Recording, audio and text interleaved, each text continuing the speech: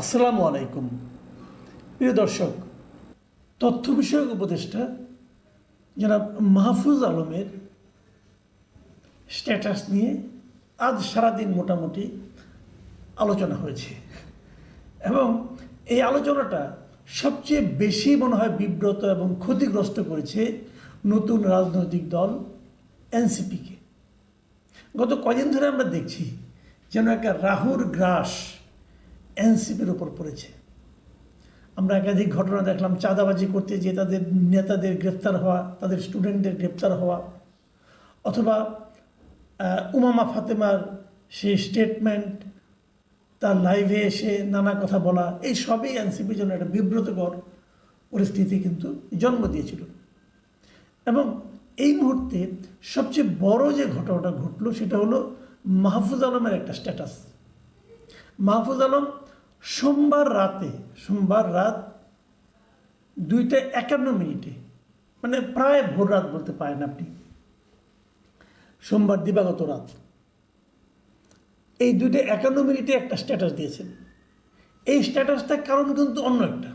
স্ট্যাটাসটার কারণ হলো আগের দিন একজন বিদেশ থেকে একজন ইউটিউবের বিভিন্ন রকম কন্টেন্ট আপ করেন মিস্টার বনি আমিন, উনি একটা অভিযোগ করেছিলেন।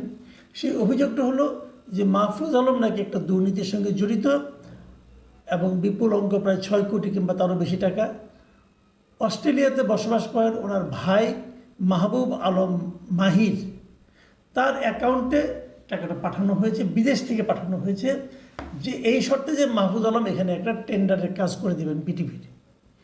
এই ছিল অভিযোগটা। এই অভিযোগের প্রেক্ষিতে মাহফুজ আলম গভীর রাতে এই স্ট্যাটাসটা দিয়েছেন এবং উনি নিজের আত্মপক্ষ সমর্থন করেছেন যে এই ধরনের কাজ উনি করেনই নাই।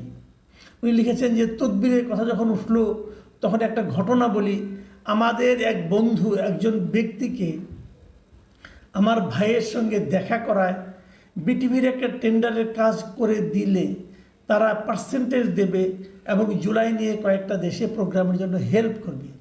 আমি জানার পর এটা নিষেধ করে দেই, সদুদ্দেশ্যে হলেও রাষ্ট্রের আমানতের খেয়ানত করা যাবে না।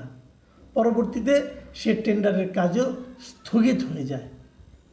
এই হলো মাহফুজ আলমের কথা। এবং মাহফুজ আলমের বক্তব্য হলো এটাকেই পরে এই যে কথোপকথন যেটা ছিল ওর ভাইয়ের সঙ্গে, সেইটাকে অডিও রেকর্ডটা বিভিন্নভাবে ছড়িয়ে প্রমাণ করার চেষ্টা করা হয়েছে যে মাহফুজ আলম এখানে একটা বড় অঙ্কের টাকা দুর্নীতি করেছে, করে তো ভাইয়ের অ্যাকাউন্টে পাঠিয়েছে। এটার প্রথম প্রতিবাদ কিন্তু মাহফুজ আলমের ভাই, যিনি অস্ট্রেলিয়ায় থাকেন, তার বড় ভাই মাহবুব আলম, উনি নিজেই করেছেন। উনি মাহবুব আলম মাহির উনি স্ট্যাটাস দিয়েছেন ফেসবুকে এবং সেই সঙ্গে এই পুরো বছরের জানুয়ারি থেকে ওনার যে ব্যাঙ্ক অ্যাকাউন্টের কথা অভিযোগ করা হয়েছিল আগে, যেখানে ট্রান্সফার করা হয়েছে, সেই ব্যাঙ্ক অ্যাকাউন্টের পুরো ডিটেল দিয়েছেন।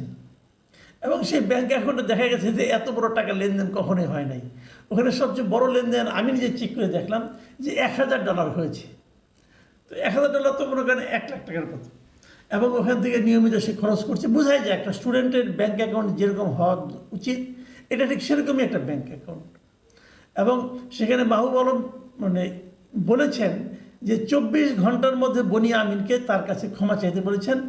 যদি বনি আমিন ক্ষমা না চান তাহলে উনি এরই মধ্যে অস্ট্রেলিয়ার আইনজীবীদের সঙ্গে কথা বলেছেন এবং প্রয়োজনে উনি আইনগত ব্যবস্থা নেবেন বলেও জানিয়েছেন। এটা হলো মাহফুজ আলমের বড় ভাইয়ের কথা। মাহফুজ আলম বড় ভাইয়ের এই স্ট্যাটাসটাকে তার এখানে তার স্ট্যাটাসে শেয়ার করেছেন। শেয়ার করে উনি বলেছেন যে এই সঙ্গে উনি জড়িত না। এগুলি কিন্তু একটা অভিযোগ এবং তার জবাব। কিন্তু মাহফুজ আলমের এই স্ট্যাটাসে যে বিষয়টা নিয়ে সবচেয়ে আলোচনা হচ্ছে, যে বিষয়টা আলোচনা বলেন, বিতর্ক বলেন, অনেক কিছু হচ্ছে, সেই জায়গাটা কি? সেই জায়গাটা হলো তিনি স্পষ্ট করে লিখেছেন যে জায়গাটা, সেটা আমি আপনাদেরকে পড়ে শোনাই। আজকাল অনেকের লেজ কাটা যাচ্ছে বলে আমার বিরুদ্ধে লেগেছেন। নতুন একটি দলের কয়েকজন মহারথী এতে জড়িত, সবই প্রকাশ পাবে। একটা সার্কেলে প্রায় সবাই দুর্নীতিগ্রস্ত, কিন্তু একজন কোনো টাকা ধরছেন না, এটা কার সহ্য হবে? এই কথাটা 2টা 51 মিনিটের স্ট্যাটাস উনি দিয়েছেন। এই বাক্যগুলি নিয়ে আমি আলোচনা করব একটু পর। তার আগে আমি বলে নিই আপনাকে যে এই স্ট্যাটাসটা দেওয়ার 1.5 ঘন্টা পরে ভোর রাত 4:28 উনি স্ট্যাটাসের এই অংশটুকু, আগে অন্যগুলো না, কেবল এই অংশটুকু পরিবর্তন করেছেন। পরিবর্তন করে তিনি যেটা লিখেছেন, এখন দুটোর সঙ্গে আপনি মিলিয়ে নেন। পরিবর্তন করে লিখেছেন, আজকাল অনেকের লেজ কাটা যাচ্ছে বলে আমার বিরুদ্ধে লেগেছেন। এটা কিন্তু ঠিকই আছে, ওখানে আছে, এখানেও আছে। কিন্তু ওখানে ছিল যে নতুন একটি দলের কয়েকজন মহারথী এতে জড়িত, সবই প্রকাশ পাবে। পরের বার দেখা গেল উনি 1.5 ঘন্টা পরে চেঞ্জ করে লিখছেন, বিভিন্ন দলের কয়েকজন মহারথী এতে জড়িত, সব ষড়যন্ত্রই প্রকাশ পাবে। এই হলো ডিফারেন্সটা। আর শেষে প্রথম স্ট্যাটাস উনি যেটা লিখেছিলেন যে একটা সার্কেলে প্রায় সবাই দুর্নীতিগ্রস্ত, কিন্তু একজন কোনো টাকা ধরছেন না, এটা কার সহ্য হবে? এই কথাটুকু উনি তার দ্বিতীয় স্ট্যাটাসে বাদই দিয়ে দিয়েছেন। এখন প্রথমত প্রশ্ন হলো, উনি 1.5 ঘন্টার মাথায় এই স্ট্যাটাসটা চেঞ্জ করলেন কেন, সংশোধন করলেন কেন? আবার দেখুন, প্রথম স্ট্যাটাস দিয়েছেন 2:51, মানে প্রায় 3টার দিকে, রাত 3টার দিকে। রাত 3টার সময় এই স্ট্যাটাস পরে অনেক লোক বিক্ষুব্ধ হয়ে গেছে, তাকে ফোন করছে। এত রাত্রে কে জেগে থাকে? সবাই কি জানতো যে মাহফুজুল আলম এখন স্ট্যাটাস দেবে? জানতো না তো। তাহলে উনি নিজেই চেঞ্জ করলেন। উনি অবশ্য এটা ব্যাখ্যা দিয়েছেন। উনি ব্যাখ্যা দিয়ে বলেছেন যে পরের যে স্ট্যাটাসটা, সেই স্ট্যাটাসের নিচে বিশেষ দ্রষ্টব্য দিয়ে মাহফুজুল আলম লিখেছেন যে কয়েকটা বাক্য নিয়ে অযথায় জল ঘোলা হচ্ছে, তাই এডিট করে দিলাম। জুলাই কতিপয় লোকের কাছে পলিটিক্যাল মোবিলিটির ল্যাডার, একটা না কয়েকটা দলের মহারথী আমার বিরুদ্ধে কাজ করছেন, কিন্তু সবার এখন গুজববাজ আর সুবিধাবাদীদের বিরুদ্ধে ঐক্যবদ্ধ থাকা দরকার। যাক, একটা দার্শনিক বক্তব্য, সবাইকে ঐক্যবদ্ধ হতে বলেছেন, সবাই ঐক্যবদ্ধ হতে ওনার কথা হওয়া অন্তত ভালো, এটা দেশের জন্য ভালো। আমার যে একটা আলোচনা সেটা হলো, আমি কিন্তু প্রথম স্ট্যাটাসটাকে উনি যদিও সংশোধন করেছেন কেন, যে কয়েকটা বাক্য নিয়ে অযথায় জল ঘোলা হচ্ছে। আমি জল ঘোলা করতে চাই না, কিন্তু আমি ওই বাক্যগুলো নিয়ে আলোচনা করতে চাই। কারণ ওই বাক্যগুলো উনি যতই চেঞ্জ করুন না কেন, ওটার কপি কিন্তু সবার কাছে পৌঁছে গেছে, এবং আমার কাছেও একটা কপি এসেছে, এবং যিনি আমাকে পাঠিয়েছেন তিনি ওই বাক্যটুকু আবার মানে চিহ্নিত করে দিয়েছেন যে এটা উনি কী বললেন। তো উনি যে কথাটা বলেছেন সেটা নিয়ে আমরা একটু আলাপ করতে চাই। সেই জিনিসটা হলো প্রথমটা নিয়ে, সেটা হলো উনি বলেছেন আজকাল অনেকের লেজ কাটা যাচ্ছে বলে আমার বিরুদ্ধে লেগেছেন। অর্থটা কি? লেজ কাটার গল্পটা আপনারা সবাই নিশ্চয়ই জানেন, যে একটা শেয়াল মুরগি চুরি করতে গিয়েছিল, তবে ধরা পড়ার পর ওই গ্রামের লোকজন ওটা লেজ কেটে দেয়। তারপর সে লেজ কাটা শিয়াল এসে অন্য শিয়ালের সঙ্গে মিশতে পারে না, তার লেজ দেয়, তখন সে অন্য থেকে পরামর্শ দেয় তোমরাও লেজ কেটে ফেলো। যাক, সেটা অন্য গল্প, ওই গল্প এখানে বলি না। তো এখন সবার লেজ কাটা যাচ্ছে মানে কি? মানে সবার মান সম্মান যাচ্ছে। যা কিছু ঘটনা ঘটছে গত কয়েকদিন ধরে, তাতে অনেকেরই মান ইজ্জত যাচ্ছে। উনি ওই কথাটাই হয়তো বলতে চেয়েছেন। এখন এই জন্যই অন্যরা ওনার লেজ আছে, ওনার লেজ কাটা যায় নাই, ওনার বিরুদ্ধে লেগেছেন, এবং খুব স্পষ্ট করে লিখেছেন নতুন একটি দলের কয়েকজন মহারথী এতে জড়িত। খুব সিম্পল। এখন এতে অস্থির হওয়ার কিছু নেই। নতুন দল কয়টা? নতুন দল কিন্তু 144টা দল কিন্তু আবেদন করছে আপনার ইয়ের জন্য, নিবন্ধন পাওয়ার জন্য ইলেকশন কমিশনের কাছ থেকে। তো 144টা দলেরই থেকে সমস্যা আছে। উনি যখন বলেন নতুন একটা দল, তখন কিন্তু উনি 144টা দলকেই ইঙ্গিত করেন, এটা ধরে নেওয়া যায়।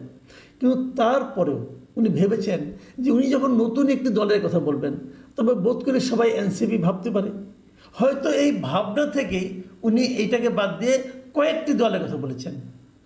কয়েকটি দলের এই কাজ করছে। এখন কয়েকটি দল আর নতুন একটি দল পার্থক্য কী?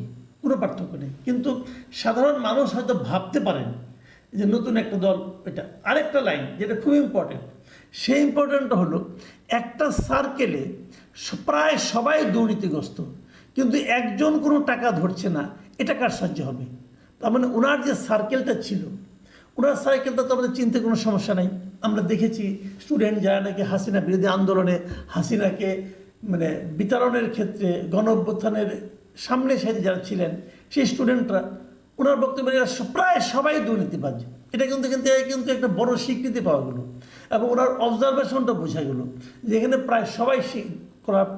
এখানে উনি কোনো টাকা পয়সা ধরছেন না, এটা হয়তো ওই করাপ্টদের সহ্য হচ্ছে না, অতএব এটা বলেছেন। তো এই কথাটাও কিন্তু খুবই গুরুত্বপূর্ণ এবং ইঙ্গিতপূর্ণ। মাহফুজ আলম টাকা ধরছেন না, উনি দাবি করেছেন। আসলে কি তাই? এই জায়গাটাতে আমি বিভিন্ন জনের সঙ্গে যতটুকু কথা বলেছি, মাহফুজ আলমের সঙ্গে যারা কথা বলেছেন, তার কাছে গিয়েছেন বিভিন্ন তদবির নিয়ে, এরকম অনেকের সঙ্গে আমার দেখা সাক্ষাৎ হয়, মাঝে মাঝে অনেকে কথাও বলেছেন। মাহফুজ আলমের অনেক ব্যাপারে আমি নিজেও কিন্তু বিভিন্ন সময় সমালোচনা করেছি। ওনার পলিটিক্যাল বিভিন্ন বক্তব্য নিয়ে আমি ওনাকে কঠোরভাবে সমালোচনা করেছি এবং বেশ কিছু ওরা শপথ যেদিন নিয়েছেন ওই দিনই আমি ওনার বিভিন্ন কর্মকাণ্ডের সমালোচনা করেছি। আমি মনে করেছি আমার পছন্দ হয়নি, আমি বলেছি।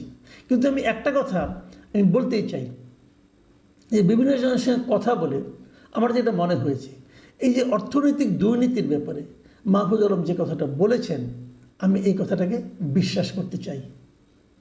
আমি এখনও মনে করি, আমার কথা ভুল হতে পারে ভাই, আমি আবারও বলছি, আমি তো মানুষের তো ভুল হয়, আমার জানারও কিছুটা মানে সীমাবদ্ধতা থাকতে পারে। আমি যতটুকু জেনেছি, যতটুকু বুঝেছি, কোনো অর্থনৈতিক দুর্নীতির সঙ্গে সম্ভবত মাহফুজ আলম জড়িত নন। এবং ওনার যে স্ট্যাটাসে বলার যে ভঙ্গি, এই ভঙ্গি দেখেও বোঝা যায় যে উনি অর্থনৈতিক করাপশনের সঙ্গে জড়িত নন। এবং উনি যখন কথাটা বলেছেন, এই কথাটা যদি আমি এটুকু বিশ্বাস করি, আমি পরেরটুকুও বিশ্বাস করি যে ওনার সার্কেলের উনি ছাড়া মূলত সবাই নানা রকম করাপশনের সঙ্গে জড়িত, এটা আমি বিশ্বাস করি। এবং আমরা কিছু নমুনাও জানি, কিছু উদাহরণ আমাদের কাছে আছে, কিছু তথ্য প্রমাণও বিভিন্ন সময় আমাদের কাছে আসে, হয়তো ভেরিফাই করা যাচ্ছে না, হয়তো ভেরিফাই একসময় হয়ে যাবে, যতই দিন যাবে ততই বেরিয়ে আসবে। কাজে এই জায়গাটাতে আমি মনে করি সরকারের যারা দায়িত্বপ্রাপ্ত ব্যক্তি, বিশেষ করে সরকারের যারা শীর্ষ ব্যক্তি, তাদের সিদ্ধান্ত নিতে হবে। এটা খুব জরুরি, তা না হলে সরকারের ইমেজ আর থাকবে না। আপনি একজনকে দিয়ে কিন্তু সবাইকে বিচার করতে পারবেন না। একজনও তো সৎ, মাহফুজ আলমকে আমি সৎ মনে করি, বিশেষ করে ফিনান্সিয়াল দিক দিয়ে সৎ মনে করি। তার রাজনৈতিক দৃষ্টিভঙ্গি নিয়ে আমার কোনো আপত্তি আছে, অনেক আপত্তি আছে, কিন্তু তো এই জায়গাটাতে আমি সৎ মনে করি। কাজে একজন সৎকে দিয়ে বাকি সবাইকে কিন্তু আপনি সৎ বানাতে পারবেন না। বরঞ্চ যদি আপনি বাকি সব অসৎদেরকে না ধরেন, তাহলে কিন্তু এই সততাও কিন্তু অর্থহীন হয়ে যাবে।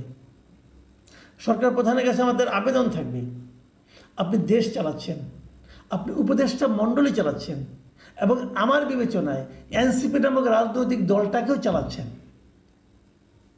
তো এদেরকে যেভাবে চালাচ্ছেন, লোকে কিন্তু এন্ড অফ দ্য ডে আপনাকে সেভাবেই বিচার বিবেচনা করবে, সেভাবেই মূল্যায়ন করবে।